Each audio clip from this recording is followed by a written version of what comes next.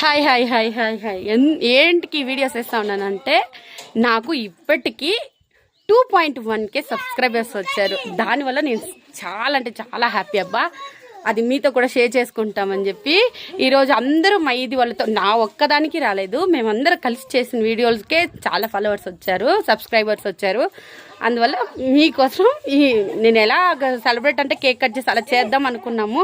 అంత లేదు, నాకు తోచినంత నా వల్ల అయ్యేట్టు చిన్న సెలబ్రేషన్స్ అంతే.